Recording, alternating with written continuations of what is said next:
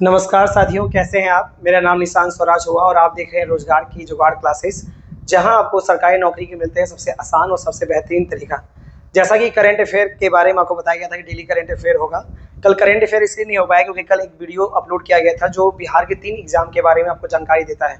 तो उम्मीद करते हैं आपको वो वीडियो अच्छा लगा होगा और जिस तरह आपने साथ दिया, लाइक दिया और कमेंट किया, आप इसी तरह मेरा मोटिवेशन बनाते रहिए ताकि और इस तरह वीडियो आपके लिए पेश कर सकूं।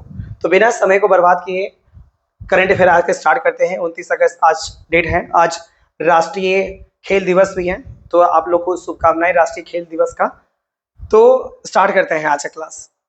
हाँ, जैसा कि आज राष्ट्रीय खेल दिवस है, जैसा बताया गया था, और आपका सवाल यही है। पहला सवाल आपका यही है कि राष्ट्रीय खेल दिवस आपका राष्ट्रीय खेल दिवस कब मनाया जाता है। राष्ट्रीय खेल दिवस कब मनाया जाता है, तो इसका जवाब देना बहुत आसान है और आप लोग को इसका जवाब ही पता होगा। इसका जो आंसर है वो है 29 अगस्त, ठीक है, जो कि आज का तारीख है। अब सवाल आता है राष्ट्रीय खेल दिवस या नेशनल स्पोर्ट्स डे मनाया किस लिए जाता है। तो आपको पता है सर कि हॉकी जो है, क्रिकेट है, अब तो जेवलिन थ्रो हो गया, नीरज चोपड़ा ने कारनामा किया। तो भारत में बहुत सारा गेम आपका फेमस है, खासकर क्रिकेट। तो आपको पता है भारत को क्रिकेट की नगरी कहा जाता है, लेकिन आज़ादी से पहले जो दबदबा था वो था आपका हॉकी। आपका हॉकी हॉकी के जादूगर हॉकी के जादूगर कहा जाता था आपको मेजर ध्यानचंद को। मेजर ध्यानचंद्र को। और मेजर ध्यानचंद का जो जन्म जो हुआ था वो हुआ था आपका 29 अगस्त 1905 को। तो आप समझ गए होंगे कि आखिरकार राष्ट्रीय खेल दिवस किन के नाम पे मनाया जाता है। तो मेजर ध्यानचंद जयंती के नाम पे मनाया जाता है। इनका बर्थडे हुआ था, जन्म हुआ था 29 अगस्त को। और इसी यही कारण है कि मेजर ध्यानचंद, जिसे हॉकी के जादूगर कहा जाता है, इन्होंने अपने दम पे हॉकी में भारत को 3 गोल्ड मेडल जिताया था। 3 गोल्ड मेडल जिताया था। कब कब? पहला 1928, दूसरा 1932 और तीसरा 1936 में। उसके बाद रिटायर कर गए थे। इन्होंने अपने दम पे 3 गोल्ड मेडल लगातार जिताया था। इसीलिए इनके योगदान को याद रखते हुए हम लोग राष्ट्रीय खेल दिवस मनाते हैं। कब? 29 अगस्त को। और थोड़ा जान लेते हैं मेजर ध्यानचंद को। मेजर ध्यानचंद के नाम पे आपको पता है खेल में भारत का सर्वोच्च पुरस्कार का जो नाम है वो है मेजर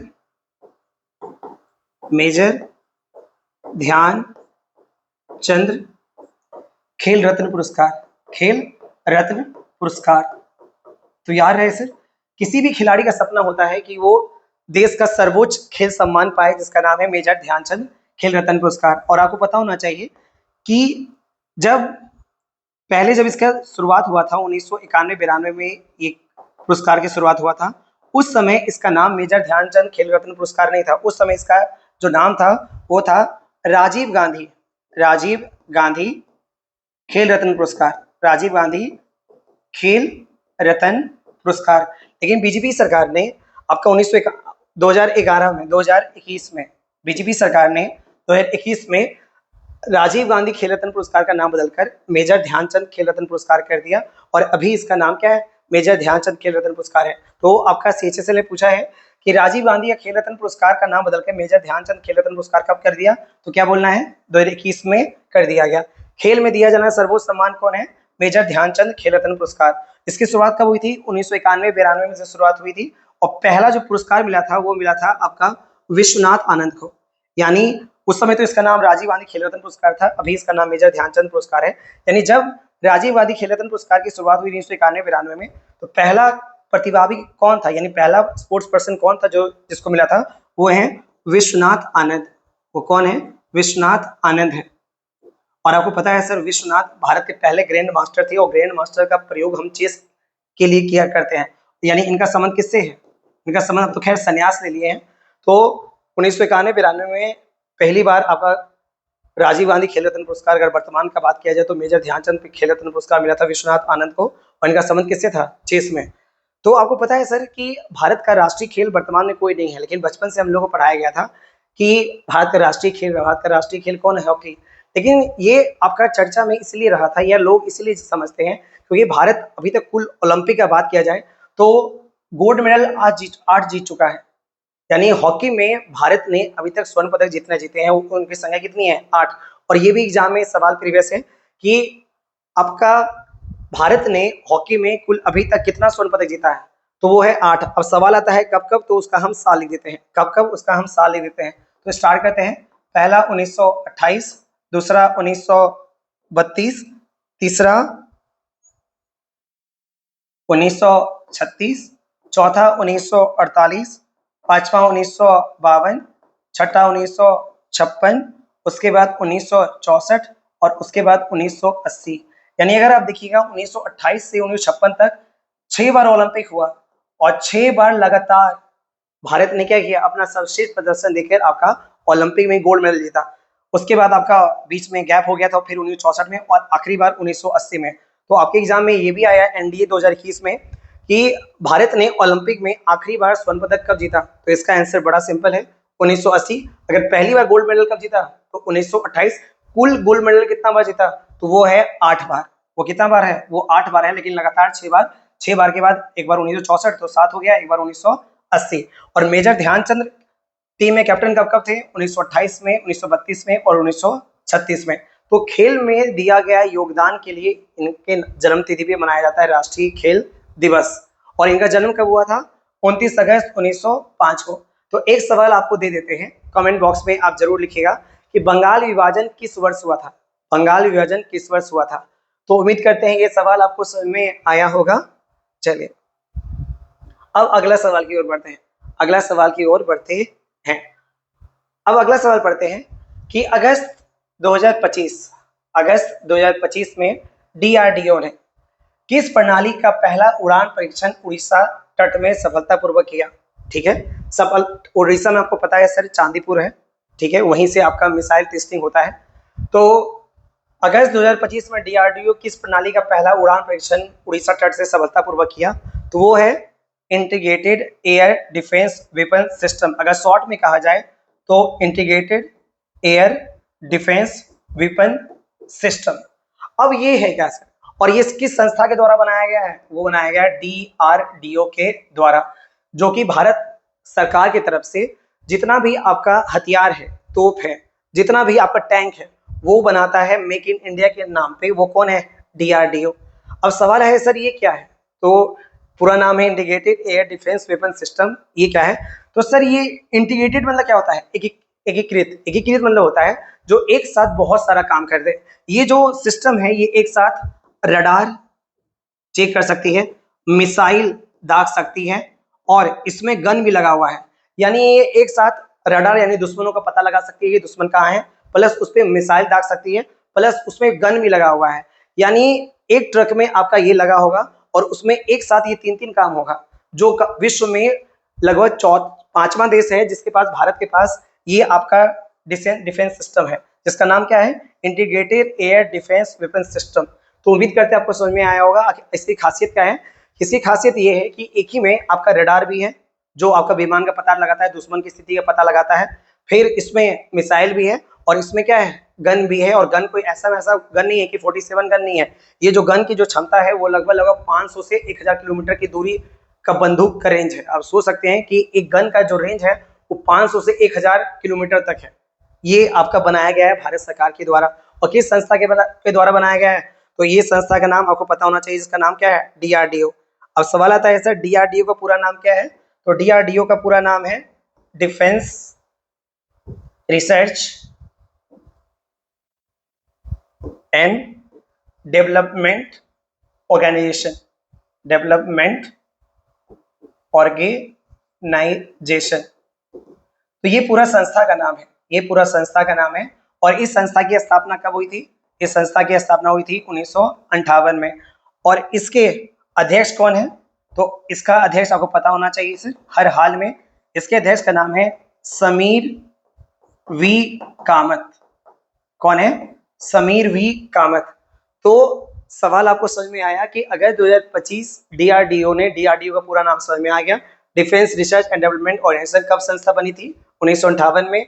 और अध्यक्ष चेयरमैन कौन है? समीर वी कामत ने का पहला उड़ान परीक्षण उड़ीसा तट पे सफलतापूर्वक किया। वो उसका नाम क्या था? Integrated air defence weapon system, जिसमें एक ही में आपका रडार, मिसाइल, गन उसी को हम लोग बोलते हैं इंटीग्रेटेड। जो एक साथ बहुत सारा काम करे उसे हम लोग इंटीग्रेटेड कहते हैं। चलिए, तो ये दूसरा सवाल भी आपका समाप्त हुआ। अब आते हैं तीसरा सवाल पे। अब सवाल है कि संस्था के शोधकर्ताओं ने, या शोधकर्ता को इंग्लिश में कहते हैं रिसर्चर, ने प्राचीन प्रोटीन, ठीक है, एंशिएंट प्रोटीन स्ट्रक्चर, अगर इंग्लिश में कहा जाए तो प्राचीन प्रोटीन संरचना की खोज की। अब सवाल आता है कि सर देखिए, जैसे हम अपने दादाजी को नहीं देखे हैं, ठीक है, अपनी दादी को देखे हैं, दादाजी को नहीं देखते हैं, तो दादाजी को पता कैसे करते हैं? तो उनका फोटो है, और परदादा का देखने का सवाल ही पैदा नहीं होता है। उस समय कैमरा था नहीं, और हो सकता है आप लोग में परदादा का फोटो किसी के पास हो या परदादा जिंदा हो, तो हम लोग फोटो के माध्यम से पता करते हैं। लेकिन अब सवाल आता है कि कई लाख साल पहले कि हमारे पूर्वज का रहन सहन क्या था, कैसे खाते थे, कैसे पीते थे, जीवन जीने के लिए क्या करते थे। तो हाल ही में क्या मिला है? एक प्रोटीन मिला है, एक प्राचीन प्रोटीन मिला है, और ये पता लगाया है आपका, इसका आंसर जो है वो है भारतीय विज्ञान संस्थान, इंडियन इंस्टीट्यूट ऑफ साइंस, जो कहाँ है? बेंगलुरु में। तो इसका आंसर यही है, इसका आंसर यही है। कहा जाता है ऐसे एक प्राचीन प्रोटीन ये खोज की गई, और इस पता लगाया किसने? ये पता लगाया भारतीय विज्ञान संस्थान ने, और अभी भी रिसर्च चल रहा है, जिससे ये पता चलेगा हमें कि हमारा जो पूर्वज था, ठीक है, उनका शरीर किससे बना हुआ था, उनकी हाइट कितनी होती थी, क्या खाते थे, क्या पीते थे, यानी जो प्रोटीन है फिर से उनको, क्योंकि अब तो प्रोटीन वो मरा हुआ होगा, तो फिर से ये लोग जिंदा करने की कोशिश कर रहे हैं। किस संस्था के द्वारा? भारतीय विज्ञान संस्था के द्वारा। तो यहाँ किसका बात कर रहे हैं? यहाँ प्रोटीन है। चलिए हम प्रोटीन को एक्सप्लेन करते हैं, प्रोटीन को एक्सप्लेन करते हैं। कहा जाता है सर, किसी भी घर के निर्माण के लिए ईटा सीमेंट जरूरी है, उसी तरह मानव के शरीर के निर्माण के लिए, मानव के शरीर के निर्माण के लिए जो सबसे ज्यादा चीज जरूरी है वो कौन है? प्रोटीन है। वो क्या है? प्रोटीन है। और आपको 1 ग्राम प्रोटीन में, 1 ग्राम प्रोटीन में 4 कैलोरी होता है। कितना कैलोरी होता है? 4 कैलोरी होता है। तो ये याद रखिएगा सर कि 1 ग्राम प्रोटीन में कितना कैलोरी होता है? वो 4 कैलोरी होता है। और आपको बता दें कि जो प्रोटीन है वो क्या है? अमीनो अम्ल का छोटा छोटा पार्ट्स है। जैसे आपका टिश्यू क्या है? कोशिका के समूह है। The group of cell is known as tissue, जिसको उत्तक कहते हैं।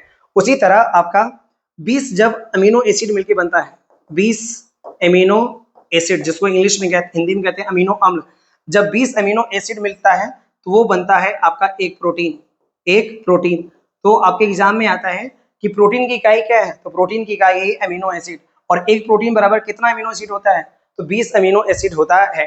और 1 ग्राम प्रोटीन में कितना कैलोरी होता है? 4 कैलोरी होता है। और कहा जाता है सर कि कोशिका विभाजन में, यानी 14 साल से कम उम्र के बच्चों को, कम उम्र के बच्चों को सबसे जो आवश्यक पोषक तत्व है वो कौन, क्या है? प्रोटीन है। तो इसे प्रोटीन का काम क्या है? कोशिका का विभाजन करना, सेल डिवीजन करना।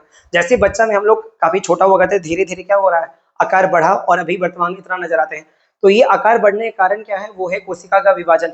और कोशिका के विभाजन को दर कौन बढ़ा देता है? रेट कौन बढ़ाता है? वो है प्रोटीन। इसीलिए बच्चा का हॉर्लिक्स, बच्चा का जो बॉर्नविटा आता है उसमें साफ साफ लिखा होता है कि प्रोटीन युक्त, प्रोटीन युक्त, प्रोटीन युक्त, प्रोटीन युक्त। और आपके एग्जाम में आता है कि 14 साल से कम उम्र के बच्चों के लिए शारीरिक विकास के लिए, ठीक है, कौन सा पोषक तत्व दिया जाता है? वो है आपका प्रोटीन। वो क्या है? आपका प्रोटीन दिया जाता है। चलिए और प्रोटीन के बारे में जानते हैं। और यार सर, हमारे शरीर में प्रोटीन कई प्रकार से पाया जाता है, कई प्रकार से पाया जाता है, और इसके प्रकार बहुत सारे हैं। जैसे आपका एक प्रकार प्रोटीन का वो है कोलेजन। वो क्या है? कोलेजन। अभी सवाल आता है सर कोलेजन है क्या? तो कोलेजन एक प्रकार का प्रोटीन है जो हमारे हड्डी और त्वचा में पाया जाता है, जो हमारे हड्डी और त्वचा में पाया जाता है। जैसे अगर आप त्वचा का बात करें, देखिए कितना मोटा त्वचा है। ये त्वचा को जो मजबूत बनाने का काम करता है वो कौन करता है? कोलेजन। और हड्डी, जैसे माने चले हम यहाँ पर अपने हाथ को मारे, अपने हाथ को मेरा हड्डी टूटा नहीं, तो मेरा हड्डी ना टूटने के कारण क्या है? एक प्रकार का प्रोटीन है जो हड्डी और त्वचा को क्या करता है? मजबूती प्रदान करता है। तो याद रखें, तो कोलेजन क्या है? एक प्रकार का प्रोटीन है, और इसका काम क्या है? हड्डी और त्वचा को मजबूती प्रदान करना। तो अलग से सवाल आता है कि हड्डी को मजबूती प्रदान करने के लिए किस प्रोटीन का प्रयोग किया जाता है? वो है कोलेजन। और एक बात और, एक प्रकार का प्रोटीन और होता है जिसका नाम है केरेटिन, जिसका नाम है केरेटिन। एक बार स्पेलिंग इसका सही देख लेते हैं, हम नहीं चाहते यहाँ स्पेलिंग गलत हो। हाँ, इसका नाम है केरेटिन। तो केरेटिन भी क्या है? एक प्रकार का प्रोटीन है। और सर क्रिएटिन का आप नाम सुने होंगे, जितना भी ट्रेसमे सनसिल्क का शैम्पू आता है उससे बोलता है क्रिएटिन युक्त, क्रिएटिन युक्त, क्रिएटिन युक्त, क्रिएटिन युक्त। अब क्रिएटिन है क्या? तो क्रिएटिन एक प्रकार का प्रोटीन है जो हमारे बालों और हमारे नाखून को मजबूती प्रदान करता है। नाखून नाखून को मजबूती। जैसे मान के चलिए किसी का बाल कमजोर है या जल्दा टूटता है तो उसमें किसी कमी है, क्रेटीन नामक प्रोटीन कमी है, या कोई गर्ल्स है या बॉय जो नेल बढ़ाता है और नेल बढ़ाने के बाद उसका बार बार नेल टूट जाता है तो उसमें एक प्रोटीन की कमी है जिसका नाम क्या है, केरेटिन। तो आपको समझ में आया कि कोलेजन एक प्रकार का प्रोटीन है जो हमारे हड्डी और त्वचा को मजबूती प्रदान करता है, वहीं केरेटिन भी एक प्रकार क्या है, प्रोटीन है जो हमारे बालों और नाखून को मजबूती प्रदान करता है। और एक और प्रोटीन है सर, हेमोग्लोबिन, याद है सर, हेमोग्लोबिन जो हमारे रक्त में पाया जाता है ये भी एक प्रकार क्या है, आपका प्रोटीन है। तो हेमोग्लोबिन बच्चा जानता तो है कि हमारे ब्लड में हेमोग्लोबिन पाया जाता है, हमारे ब्लड में हेमोग्लोबिन पाया है, इसी के कारण हमारा ब्लड जो है वो रेड होता है, बच्चा रटने का रट लेता है। लेकिन अब सवाल आता है हेमोग्लोबिन होता क्या है, तो हेमोग्लोबिन एक प्रकार क्या होता है, एक प्रकार का आपका प्रोटीन होता है जो ऑक्सीजन को हमारे पूरे शरीर में ले जाने का काम करता है। यानी एक तरह का आप बोल सकते हैं ये एक तरह का ट्रांसपोर्ट प्रोटीन है, एक तरह क्या है, ट्रांसपोर्ट प्रोटीन है, प्रोटीन है। ट्रांसपोर्ट मतलब क्या होता है, जो किसी चीज को एक जगह से दूसरी जगह ले जाए। तो ये जैसे फॉर एग्जांपल हम ऑक्सीजन ले रहे हैं, वायुमंडल से ऑक्सीजन ले रहे हैं। अब सवाल आता है सर कि जीने के लिए, जीवन जीने के लिए ऑक्सीजन क्या जरूरी है, और ऑक्सीजन को पूरे शरीर में फैलना है। और आपको पता है पूरे शरीर में, जैसे मेरा यहाँ उंगली काटेंगे तो क्या निकलेगा, ब्लड निकलेगा, ठीक है। तो हेमोग्लोबिन क्या करता है, ऑक्सीजन को पूरे शरीर में पहुंचाने का काम करता है। तो हेमोग्लोबिन एक प्रकार क्या है, एक प्रकार क्या है, प्रोटीन है। और यार है सर जितना भी हार्मोन है, जितना भी हार्मोन है, अब सवाल आता है कि सर हार्मोन क्या है, हमारा जितना भी क्रिया होता है, जैसे मेरा स्वेटिंग हो रहा है, पढ़ाते पढ़ाते पानी प्यास लगता है, भूख प्यास लगता है, गुस्सा आता है, चिड़चिड़ापन आता है, प्यार आता है, जो भी कुछ हमारे केमिकल रिएक्शन होता है सब किसी ना किसी हार्मोन के कारण होता है, सब किसी ना किसी हार्मोन के कारण होता है। और याद रहे जैसे फॉर एग्जांपल बच्चा माँ को देखता है, बच्चा माँ को देखता है तो एक हार्मोन रिलीज होता है जिसका नाम है ऑक्सीटॉक्सिन, जिसका नाम क्या है, ऑक्सीटॉक्सिन। तो सवाल आता है बच्चा जब रहता है माँ को चूम लेता है तो उसमें भी बच्चा में या माँ में कौन सा आपका हार्मोन पाया जाता है, तो ऑक्सीटॉक्सिन। तो लव हार्मोन कहा जाता है ऑक्सीटॉक्सिन। तो हार्मोन जितना भी होता है सब क्या होता है, सब होता है आपका प्रोटीन। और एक मेजर हार्मोन का नाम है जिसका नाम है इंसुलिन, जिसका नाम क्या है, इंसुलिन। तो यार है सर इंसुलिन भी क्या है, एक प्रकार का हार्मोन है। और हार्मोन जितना भी है सब एक प्रकार क्या होता है, प्रोटीन होता है। आपको पहले ही बोले थे कि जैसे घर का निर्माण ईंट और सीमेंट से होता है, पूरा शरीर का निर्माण जो होता है वो किससे होता है, प्रोटीन से होता है। और इंसुलिन क्या है, हार्मोन, और हार्मोन एक प्रकार क्या है, प्रोटीन है। और इंसुलिन का काम क्या है, शरीर में शुगर, शुगर जिसको आप बोलते हैं शकरा की मात्रा को नियंत्रित करना, शरीर में शुगर को बैलेंस करना। जैसे फॉर एग्जांपल माने चला भी हम, मेरा दोस्त का बर्थडे था, अभी हम पेस्ट्री खा के आए और पेस्ट्री में आपको पता है क्या होता है, शुगर होता है, यानी ग्लूकोज होता है। तो इंसुलिन क्या करेगा, इंसुलिन आपको निकलता कहाँ से है, तो आपको पता होना चाहिए इंसुलिन निकलता है आपका बीटा सेल से। कहाँ से निकलता है, बीटा सेल से निकलता है, बीटा सेल से निकलता है, जिसको इंग्लिश में हिंदी में कहते हैं बीटा कोशिका। और ये बीटा कोशिका कहाँ पाया जाता है, ये पाया जाता है अग्नाशय में, अग्नाशय में, जिसको इंग्लिश में कहते हैं पेंक्रियाज, जिसको इंग्लिश में कहते हैं पेंक्रियाज। तो हमारे शरीर में ग्लूकोज या शुगर को कौन कंट्रोल करता है, इंसुलिन नामक हार्मोन। कहाँ से निकलता है, अग्नाशय से निकलता है। और अग्नाशय में किस कोशिका से निकलता है, तो बीटा कोशिका से निकलता है। तो इस तरह आप देखिएगा कि प्रोटीन जो है सच में हमारे बॉडी डेवलपमेंट का जो असली जो काम करता है वो क्या है, प्रोटीन है। तो इसीलिए दाल है, सोयाबीन है, आप प्रोटीन हेल्दी डाइट अगर लेना है तो उससे प्रोटीन की मात्रा को इसमें बढ़ाइए। तो सवाल मेरा क्या था कि संस्था के शोधकर्ता ने प्राचीन प्रोटीन संरचना की खोज की, उसका नाम क्या है, भारतीय विज्ञान संस्थान इंडियन इंस्टीट्यूट ऑफ साइंस, कहाँ का, बेंगलुरु का। और प्रोटीन, 1 ग्राम प्रोटीन में कितना कैलोरी होता है, 4 कैलोरी होता है। और प्रोटीन की सबसे छोटी इकाई क्या है, अमीनो एसिड है, और 20 अमीनो एसिड मिलकर एक प्रोटीन का होता है। और प्रोटीन कई प्रकार से हमारे शरीर में पाया जाता है, प्रोटीन का नाम बहुत सारा है। जैसे एक प्रोटीन का नाम है कोलेजन, ये क्या करता है, हमारे हड्डी और त्वचा को, जैसे मान चले हड्डी, देखिए ये मेरा, देखिए हड्डी कितना लचीला है, तो हड्डी को लचीला बनाया, मजबूत बनाया, सब कौन किया, कोलेजन किया। तो त्वचा को भी लचीला बनाता है। देखिए फॉर एग्जांपल ये देखिए, ये हड्डी, अब त्वचा क्या की हम स्किन किए, फिर अपने जगह पर आ गया, फिर इसको खींचे, फिर अपने जगह पर आ गया। तो ये जो लचीला बनाया हड्डी और त्वचा को इसके साथ मजबूत बनाता है, वो कौन बनाता है, कोलेजन नामक प्रोटीन बनाता है। वहीं केराटिन क्या करता है, बालों और नाखून को मजबूत बनाता है। हेमोग्लोबिन भी क्या है, एक तरह का प्रोटीन ही है। और हार्मोन भी क्या है, एक प्रकार का प्रोटीन है, जिसमें सबसे इंपॉर्टेंट हार्मोन कौन है, इंसुलिन है। और डायबिटीज का पेशेंट का सबसे बड़ा लक्षण क्या है, वो उसमें इंसुलिन का निर्माण नहीं हो पाता है। अगर इंसुलिन का निर्माण नहीं होता है तो वो ग्लूकोज को कंट्रोल करता नहीं है, जिससे ग्लूकोज की मात्रा शरीर में बढ़ जाती है और आपको डायबिटीज नामक पेशेंट होता है, रोग होता है। तो आपको ये बताना है कि विश्व में सबसे ज्यादा, कमेंट बॉक्स में इस सवाल का जवाब जरूर दें क्योंकि ये सवाल एनटीपीसी का सवाल है 2019 का। सवाल मेरा ये है, विश्व में सबसे ज्यादा डायबिटीज पेशेंट किस देश में है? फिर से मेरा सवाल सुनिए, विश्व में सबसे ज्यादा डायबिटीज पेशेंट किस देश में है? एक क्लू दे देते हैं, भारत तो इसका आंसर बिल्कुल नहीं है। भारत तो इस टॉप 10 में भारत नहीं आता है। भारत में बढ़ रहा है लेकिन इतना भी नहीं बढ़ रहा है कि उस देश का मुकाबला कर पाए। आई होप आपको तीसरा नंबर सवाल अच्छे से समझ में आया होगा। एक बार इसका स्क्रीनशॉट ले लें। और यार है, बहुत स्टूडेंट का शिकायत था कि सर आप पीडीएफ रोजगार का जुगाड़ जो टेलीग्राम चैनल उसमें भेजते नहीं है, आपका बहुत दिक्कत होता लिखने में। तो ट्रस्ट में आप पूरा इसको देखिए, हम आपको भेज देंगे। आप जैसे वीडियो खत्म होगा, अपलोड होगा, तुरंत आपका टेलीग्राम में आपका आ जाएगा। टेलीग्राम चैनल का नाम है रोजगार का जुगाड़। चलिए अब हम आगे बढ़ते हैं। सवाल सुनिए, बड़ा प्यारा सवाल है, बहुत बहुत प्यारा सवाल है। इस सवाल का जवाब देना है आप लोग को कि भारत सरकार ने अधिसूचना मतलब ऑर्डर जारी कर किस तारीख को प्रत्येक वर्ष आयुर्वेद दिवस, ठीक है, आयुर्वेद दिवस मनाने की घोषणा की है। कौन सा दिवस मनाने की घोषणा की है? आयुर्वेद दिवस मनाने की घोषणा की है। इंग्लिश में भी आयुर्वेद डे बोलते हैं क्योंकि आपको पता है भारत में चिकित्सा का जो प्राचीन विधि है वो कौन है? आयुर्वेद ही है। वो कौन है? जिसमें जड़ी बूटी का प्रयोग करके जो इलाज, जो जिसको आमतौर पे इलाज बेइलाज होता था उसको भी इलाज करने की कोशिश किया गया है। तो भारत सरकार ने अधिसूचना जारी करके किस तारीख को प्रत्येक वर्ष आयुर्वेद दिवस मनाने की घोषणा की है? तो इसका आंसर है आपका 23 सितंबर। इसका जो आंसर है 23 सितंबर। अब आपको वो बोल रहा था इसको सवाल समझ में नहीं आया, सवाल समझ में नहीं आया। चलिए इसका बैकग्राउंड जानते हैं। क्या आपको पता है कि पहली बार आयुर्वेद दिवस कब मनाया गया था? 2016 को मनाया गया था। और आपको पता है कि कब मनाया गया था? तो उस समय कोई फिक्स तारीख नहीं था। उस समय मान लिया गया था कि दिवाली में जो धनतेरस होता है, दिवाली के 2 दिन पहले जो होता है धनतेरस होता है, उसी दिन क्या बनाया जाएगा? आयुर्वेद दिवस मनाया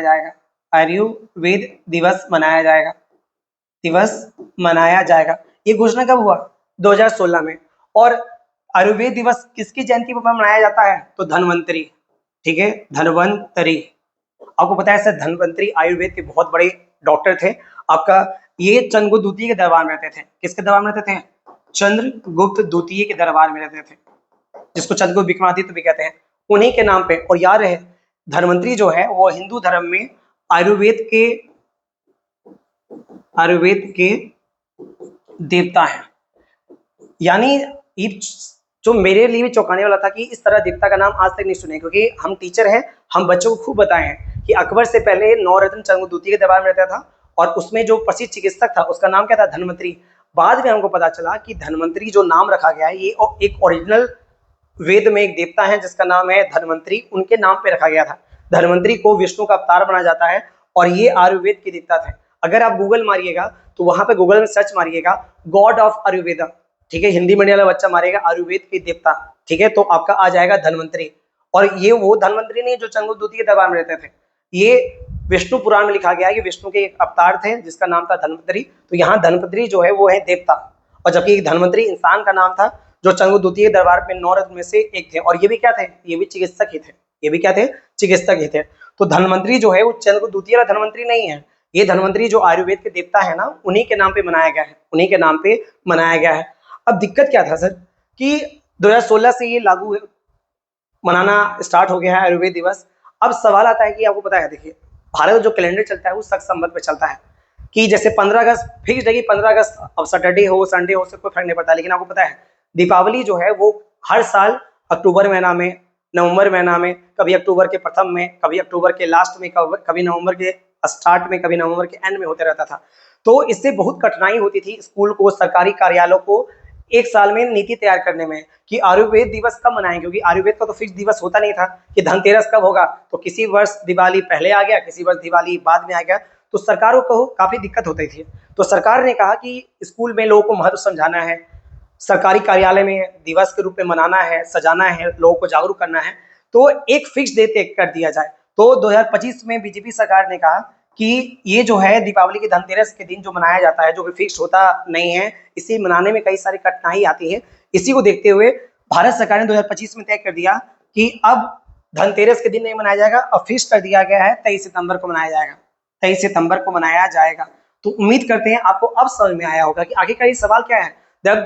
जब 2016 से मनाया जा रहा था, फिर ये सवाल क्या है, तो 2016 से मनाया जा रहा था लेकिन इसका फिक्स दिन नहीं था, बस ये भारत सरकार के द्वारा बोला गया था कि दिवाली से पहले जो धनतेरस आता है उसी दिन धन्वंतरि दिवस या आयुर्वेद दिवस मनाया जाएगा। लेकिन दिक्कत क्या हो रहा था कि धनतेरस कभी अक्टूबर के महीना में, कभी अक्टूबर के पहले, कभी अक्टूबर के बीच में, कभी अक्टूबर के अंत में, कभी नवंबर के अंत शुरुआत में, कभी नवंबर के बीच में। तो कोई भी स्कूल में, कोई भी कार्यालय में तैयारी कैसे होगा जब तक आपको फिक्स डेट पता नहीं चल जाता है। तो इसीलिए भारत सरकार ने बनाया कि अब से हर साल को कब 23 सितंबर को आपका आयुर्वेद दिवस मनाया जाएगा। तो यार है सर, आयुर्वेद दिवस 23 सितंबर को मनाने की घोषणा किस वर्ष की गई? 2025 में की गई। अब आपके मन में सवाल आ रहा होगा, सर देवता के नाम पे बनाया जाता है और देवता का जन्म तो किसी को पता नहीं है, किसी को पता नहीं है। तो अब सवाल आता है 23 सितंबर को ही क्यों मनाने की घोषणा की गई, इसके पीछे राज क्या है सर? देखिए सर, यही है करंट अफेयर। आप करंट अफेयर को रटते हैं, इसके लिए आपको समझ में नहीं आता है। अगर समझने की कोशिश कीजिएगा तो इसको थोड़ा समझाते हैं, थोड़ा सा इसको हम समझा देते हैं। समझाते हैं इस प्रकार है, इसको पहले मिटा लें, नहीं मिटाएंगे तो दिक्कत हो जाएगा। चलिए कोई बात नहीं, यहाँ पर हम छोटा सा बनाते हैं। देखिए ये है हमारा पृथ्वी, ये मेरा क्या है? पृथ्वी। और ये मेरा है, आपको पता है, ये मेरा है विषुवत रेखा, जिसको आप बोलते हैं 0 डिग्री अक्षांश, 0 डिग्री अक्षांश बोलते हैं, जिसको इंग्लिश में बोलते हैं इक्वेटर। और जिसको नहीं पता है उसको हम बता देते हैं, पृथ्वी जो है अपने एक्स एक्सिस से, यानी अपने एक्सिस जिसको अक्ष बोलते हैं, वो 23.5 डिग्री क्या है? झुका हुआ है। 23.5 डिग्री क्या है? झुका हुआ है। अब इसका होता क्या है कि पृथ्वी जो है वो विषुवत रेखा पर पहली बार जो लंबवत चमकती है वो है 21 मार्च और 23 सितंबर को। वो क्या है? 23 सितंबर को। तो विषुवत रेखा पर जो सूर्य है वो कब परपेंडिकुलर चमकती है? 21 मार्च और 23 सितंबर को। इसका तात्पर्य क्या हुआ? 21 मार्च को 12 घंटा का दिन और 12 घंटा का रात होता है, और 23 सितंबर को भी 12 घंटे का दिन 12 घंटा का रात होता है। तो यहाँ भारत सरकार ने 21 मार्च नहीं लिया, यहाँ भारत सरकार ने क्या लिया? 23 सितंबर लिया। ठीक है, 23 सितंबर ये पृथ्वी का एक ऐसा तारीख है जहां पर सूर्य जो है विषुवत रेखा के ठीक बिल्कुल सीधे में रहता है, और 23 सितंबर को 12 घंटा का दिन और 12 घंटा का रात होता है। तो भारत सरकार ने कहा कि आयुर्वेद का एक तरह का संतुलन है, एक तरह का क्या है? संतुलन है। और 23 सितंबर भी क्या है? एक तरह का संतुलन का ही बात करता है कि 12 घंटा का दिन होगा, 12 घंटा का रात होगा। इसलिए आपका 23 सितंबर को मनाया जाता है विश्व आयुर्वेद दिवस, जिसको आप धन्वंतरि दिवस से बोलते हैं। तो बताइए, विषुवत रेखा पर सूर्य परपेंडिकुलर लंबवत कब चमकता है? तो 2 बार चमकता है। कब? 21 मार्च और 23 सितंबर को। इसीलिए यही वो 2 तारीख है जब 12 घंटा का दिन और 12 घंटा का रात होता है। आई होप आपको समझ में आया होगा कि 23 सितंबर को क्यों मनाया गया। और अब सवाल आता है कि सर 2025 में आयुर्वेद दिवस का थीम क्या था? थीम का यानी किस पर आधारित होगा ये? तो इसका थीम जान लेना है सर, बहुत इंपॉर्टेंट इसका थीम है। आयुर्वेद, आयुर्वेद मनुष्य और धरती दोनों के लिए, आयुर्वेद मनुष्य और धरती दोनों के लिए, ये 2025 का थीम है। 2025 का थीम इंग्लिश में कहेंगे Ayurveda for people and planet. ठीक है, पीपल एंड प्लैनेट। तो उम्मीद करते हैं आपको ये सवाल समझ में आया कि भारत सरकार ने यदि सूचना जारी कर किस तारीख को प्रत्येक वर्ष आयुर्वेद दिवस मनाने की घोषणा की। इसका आंसर क्या है? 23 सितंबर। और किन के नाम पे मनाया जाता है? आयुर्वेद के जो देवता है धन्वंतरि। और यार है सर, हम भी कंफ्यूज कर गए थे क्योंकि हम जो स्टूडेंट धन्वंतरि पढ़ाते हैं वो चंद्रगुप्त द्वितीय का धन्वंतरि पढ़ाते हैं, जबकि धन्वंतरि क्या है? एक देवता के नाम है, और देवता के नाम पे ही धन्वंतरि नाम रखा गया था। जो और ये भी इत्तेफाक से क्या थे? चिकित्सक थे। तो कमेंट सेक्शन में एक जवाब देना। तो आपको समझ में आ गया आयुर्वेद के देवता कौन है? द गॉड ऑफ आयुर्वेदा कौन है? वो है धन्वंतरि गॉड, वो व्यक्ति नहीं जो चंद्रगुप्त द्वितीय के दरबार में रहता था। तो कमेंट बॉक्स में आप इस सवाल का जवाब दें कि आयुर्वेद के जनक किसे हैं? देवता तो समझ में आ गया, आयुर्वेद के जनक कौन है? Who is the father of Ayurveda? ठीक है, इस सवाल का जवाब कमेंट सेक्शन में देने की कोशिश कीजिएगा। एक हिंट दे देते हैं, जो आयुर्वेद का जनक था, जो भी व्यक्ति का मान के चले एक्स व्यक्ति का नाम है, वो कनिष्क के दरबार में रहता था। किस राजा के दरबार में रहता था? कनिष्क के दरबार में रहता था। और आपको समझ में आ रहा होगा इसका आंसर क्या होगा? जिसको आंसर पता है वो कमेंट सेक्शन में जरूर आप आंसर दें। तो चलिए एक बार इसको देख लीजिए अच्छे से, अच्छे से इस सवाल को देख लीजिए।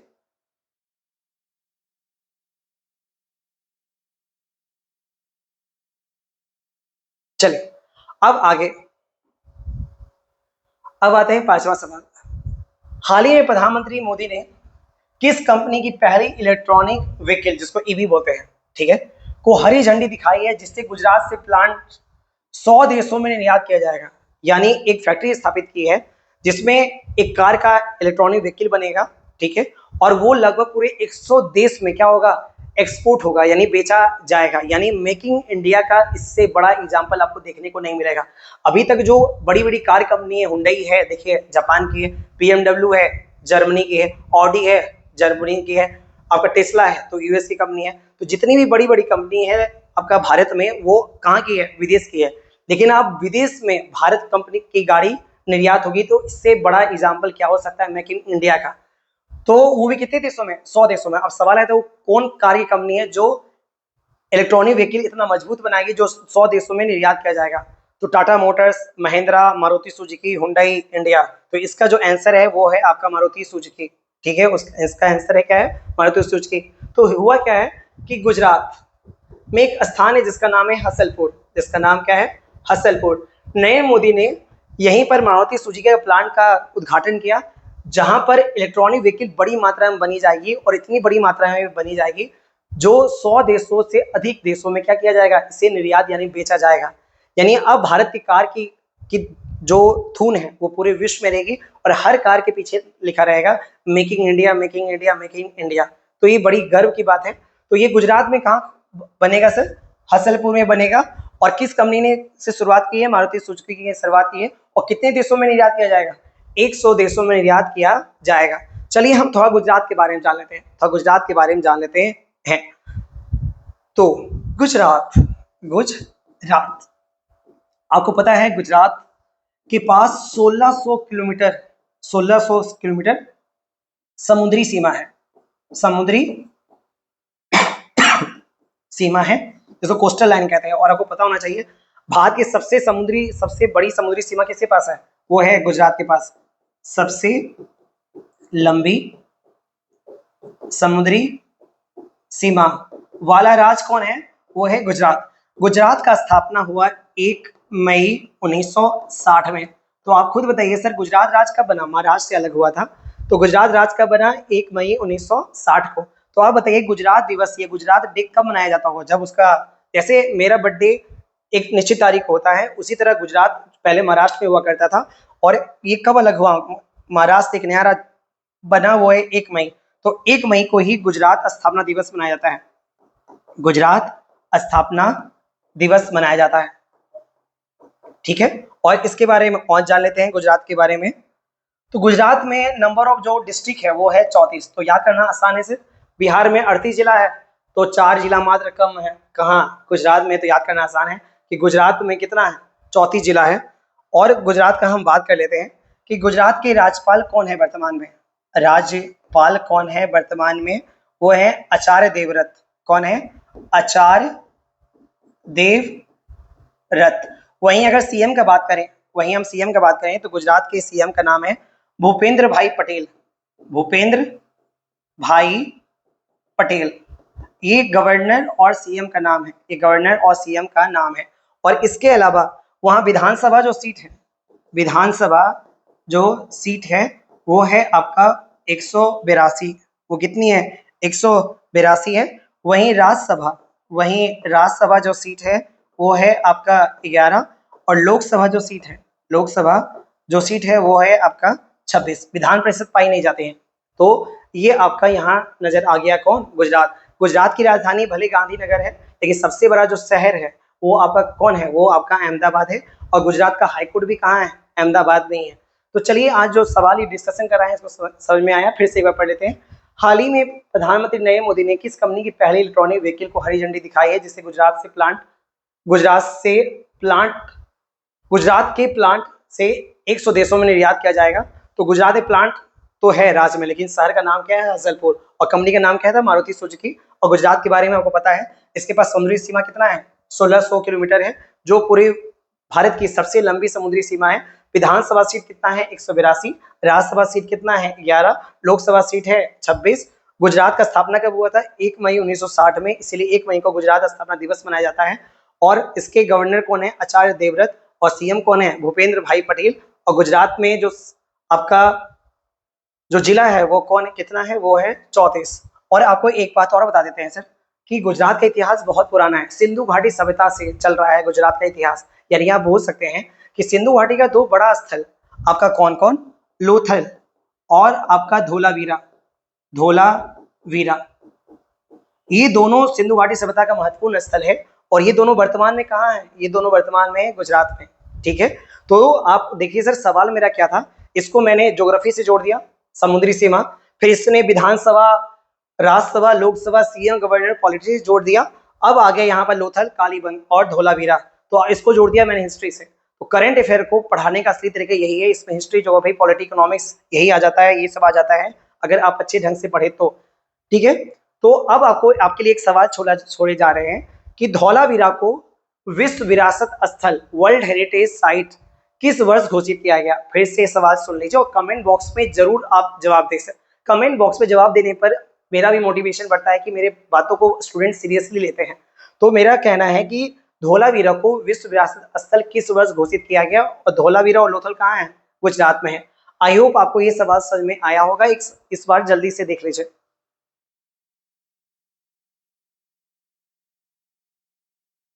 चलिए अगला सवाल की ओर बढ़ते हैं। ठीक है, सवाल पहले आप खुद देखिए। हाल ही में सुपर गरुड़ शील्ड 2025 युद्ध अभ्यास यूएसए और किस देश के बीच हुई? ठीक है, युद्ध अभ्यास का नाम क्या है? Super Garuda shield 2025।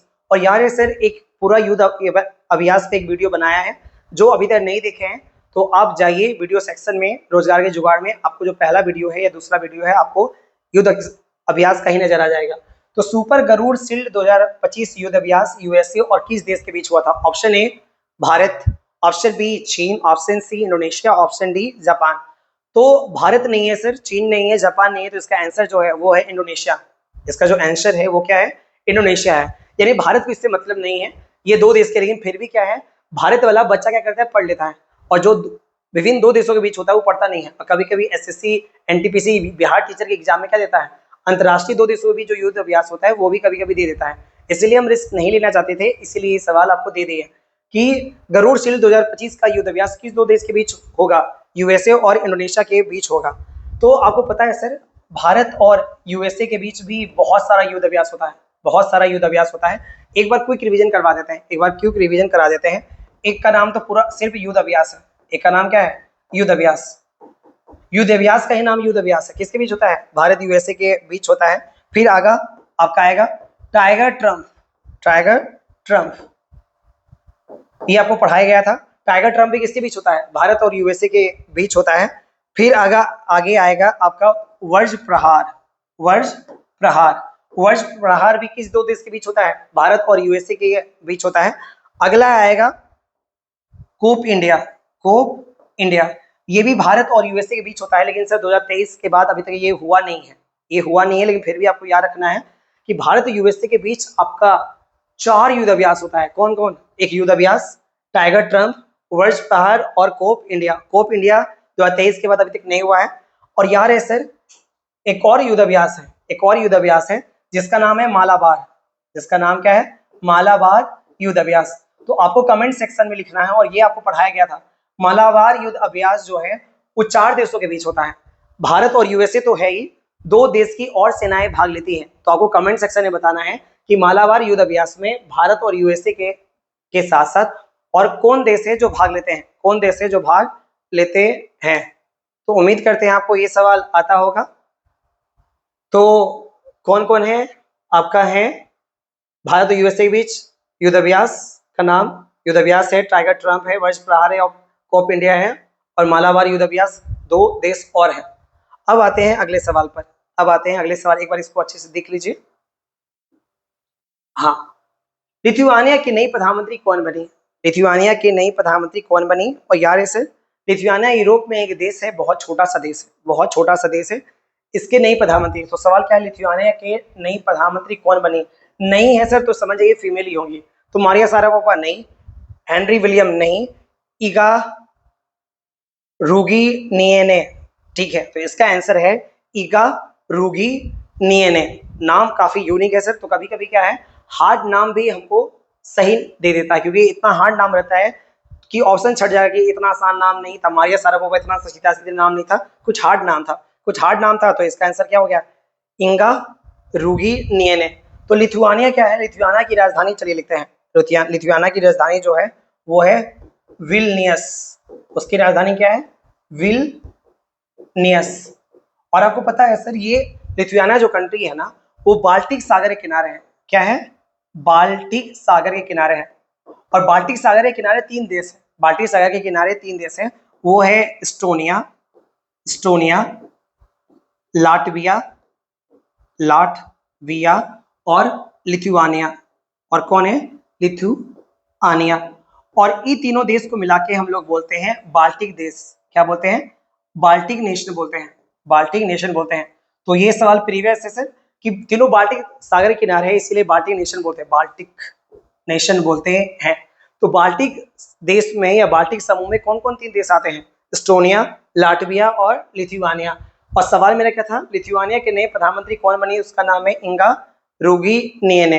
ठीक है, और इसकी राजधानी, लिथुआनिया की राजधानी क्या है, विल्नियस है। और बाल्टिक सागर किनारे लिथुआनिया, इसके साथ 2 देश और है बाल्टिक सागर किनारे, कौन कौन, एस्टोनिया, लाटविया और लिथुआनिया।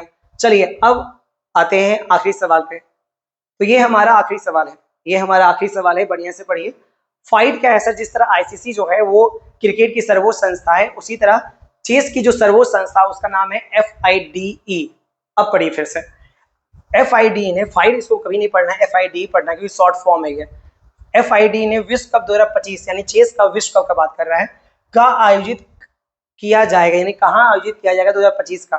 तो अब ऑप्शन में देखिए, दुबई UAE में आता है, गोवा भारत में आता है, लंदन इंग्लैंड की कैपिटल है और मॉस्को रूस की कैपिटल है।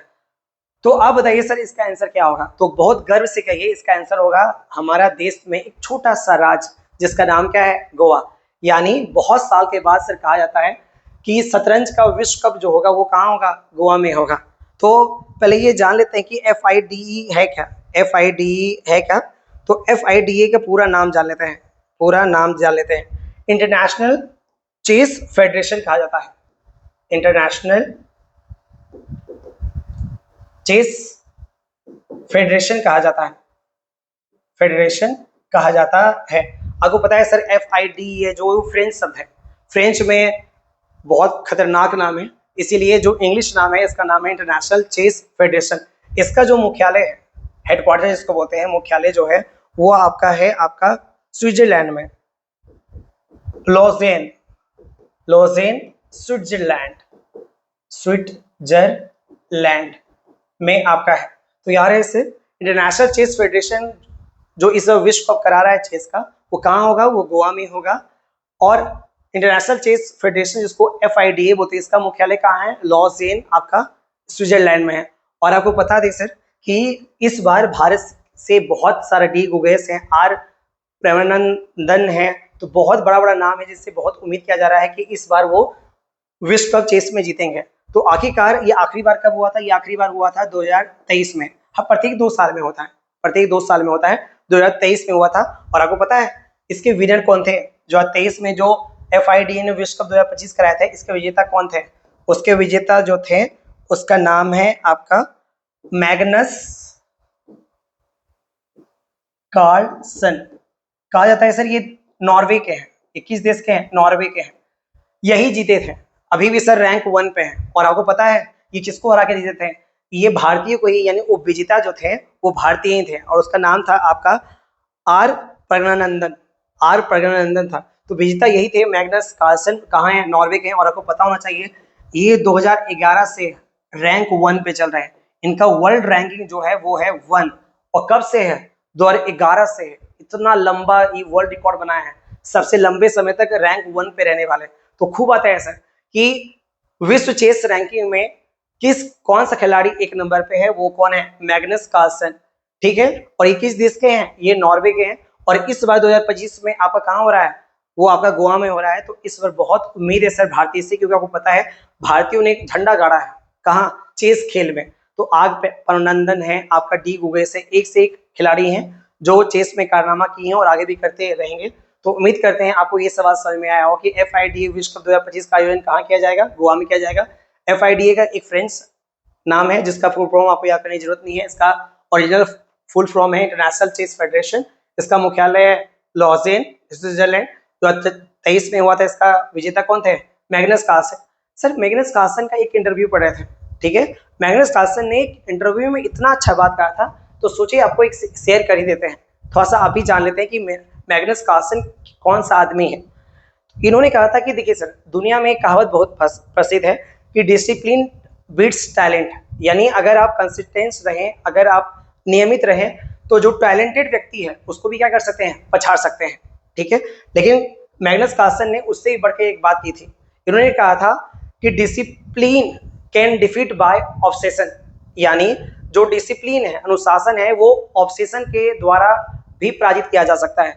अब सवाल आता है ऑब्सेशन क्या होता है? सर ऑब्सेशन एक तरह का सनक होता है। सनक वो टाइम नहीं था। डिसिप्लिन में क्या है, वो 4 घंटा अगर कोई काम करना है कि पढ़ाई करना है तो 4 घंटा पढ़ाई करेगा, 2 घंटा रेस्ट करेगा, फिर 2 घंटा पढ़ाई करेगा, फिर 2 घंटा रेस्ट करेगा। इसको कहते हैं डिसिप्लिन। इसको क्या कहते हैं? डिसिप्लिन। जैसे मान चले बैंक का मैनेजर है, तो जो बैंक का टाइम है वही टाइम में आएगा। 10 बजे है तो 9:55 में आ जाएगा, और 4 बजे बंद होता है तो एकदम 4:05 में जाएगा। कोई उसको देखेगा वाह कितना डिसिप्लिन आदमी है। तो कार्लोस मार्सन ने कहा था कि डिसिप्लिन आज की डेट में कुछ नहीं है। डिसिप्लिन से आप महान नहीं बन सकते हैं। Discipline can beat by obsession, यानी अगर आप में सनक है, पागलपन है। सर दुनिया में जितने भी आपके फाउंडर हैं, CEO हैं, उसमें 0.11 अगर लोग आते हैं, उसमें सब क्या था? ऑब्सेशन था अपने काम के प्रति। जेफ बेजोस अमेजोन के founder, Elon Musk Space X Tesla के फाउंडर, रतन टाटा, टाटा के मैनेजिंग डायरेक्टर जो अब नहीं रहे, बिल गेट्स, सब में डिसिप्लिन था, सब में था ऑब्सेशन। यानी वो अपने काम के प्रति इतना जिम्मेदार थे, वो कभी समय देखते नहीं थे कि वो 4 घंटा काम करना है, 5 घंटा काम करना है। 24 घंटा में जब मौका मिले काम करना है। 24 घंटे में 18 घंटा काम करना पड़ेगा, 22 घंटा काम करना पड़ेगा, 23 घंटा काम करना पड़ेगा, सोना नहीं पड़ेगा। वो काम करना है तो करना है। ये है ऑब्सेशन। ये क्या है ऑब्सेशन? जैसे यहाँ बहुत सारे स्टूडेंट का है डिसिप्लिन नहीं पढ़ेगा, कि 2 घंटा मैथ पढ़ेंगे, 1 घंटा हिस्ट्री पढ़ेंगे, तो वो आम बच्चा है। ऑब्सेशन मतलब क्या है कि जब तक एक टॉपिक बड़ा टॉपिक कंप्लीट ना हो, उसके लिए 4 घंटा, 5 घंटा, 8 घंटा, 10 घंटा, 12 घंटा, 13 घंटा, 14 घंटा, उसको कहते हैं ऑब्सेशन। और आज के डेट में जितने भी अरबपति 0.11% मान लेते हैं, दुनिया के बड़े बड़े हैं, उद्योगपति हैं, सब में क्या है? ऑब्सेशन है। डिसिप्लिन आम शब्द हो गया है। तो मैग्नस कार्लसन का इंटरव्यू सुने थे, इतना प्यारा वर्ड किया था कि discipline can defeated by obsession, कि जो आपका अनुशासन है उसको भी पराजित किया जा सकता है। किसके द्वारा? सनक के द्वारा। कि अगर आपको चेस में महानतम हासिल करना है तो घड़ी देख के नहीं करना है कि 2 घंटा प्रैक्टिस करेंगे, 3 घंटा प्रैक्टिस करेंगे।